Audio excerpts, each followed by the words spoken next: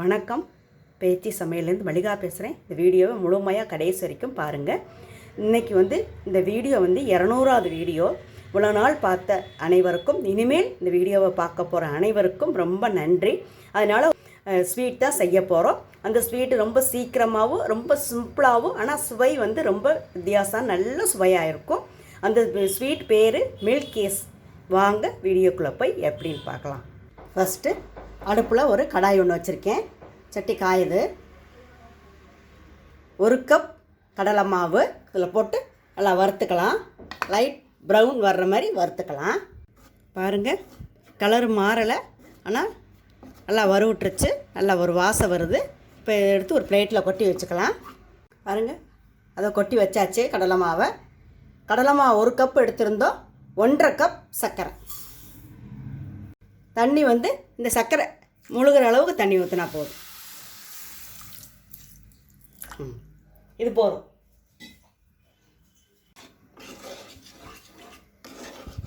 சர்க்கரை நல்லா கரையட்டும். நல்லா சர்க்கரை கரைஞ்சிருச்சு. இது பாருங்கள், நல்லா பாகு நல்லா கொதிக்குது. கொதித்து பிசுக்கு பதம்னு சொல்லுவாங்க பாருங்கள். பிசு பிசுன்னு அந்த பதம் இருந்தால் போதும். பாருங்கள், நல்லா கொதித்து இந்த பிசுக்கு பதம் வந்துருச்சு. இப்போ நான் வறுத்து வச்ச கடலை மாவை கொஞ்சம் கொஞ்சமாக போடணும்.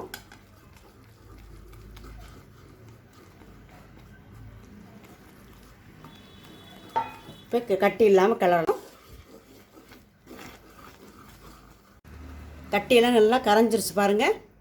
3/4 கப் பால் பவுடர் அதை போடணும்.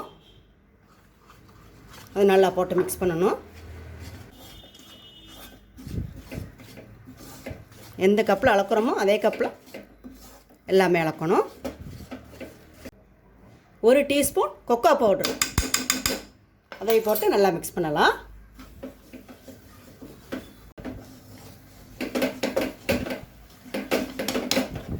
நல்லா மிக்ஸ் பண்ணலாம். 2 டேபிள் ஸ்பூன் நெய் விட்டுக்கலாம்.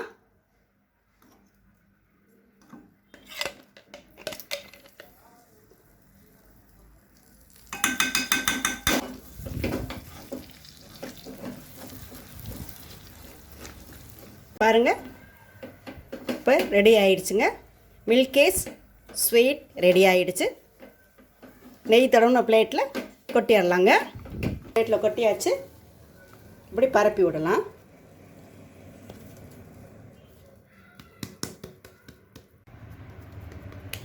ரெண்டு நிமிஷம் ஆற ஒட்டி கட் பண்ணுவோம். இதுக்கு நட்ஸ்லாம் அதில் போடக்கூடாது.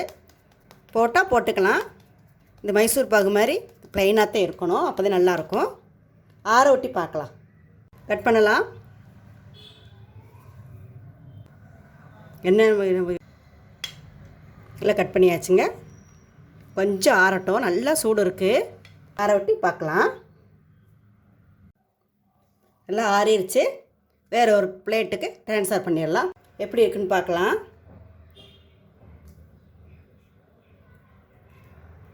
பாருங்கள், சூப்பரான ஸ்வீட்டு ரெடி ஆகிடுச்சு. நேரமும் ரொம்ப குறைவாகவும் சூப்பரான ஒரு ஸ்வீட் செஞ்சுட்டோம். நீங்கள் இந்த மாதிரி செஞ்சு பாருங்கள். செஞ்சு பார்த்துட்டு எப்படி இருக்குன்னு உங்கள் கருத்துக்களை கமெண்ட்ஸில் சொல்லுங்கள். இந்த வீடியோ பிடிச்சிருந்தால் லைக் பண்ணுங்கள், ஃப்ரெண்டுக்கு ஷேர் பண்ணுங்கள். நன்றி. அடுத்த வீடியோவில் பார்ப்போம்.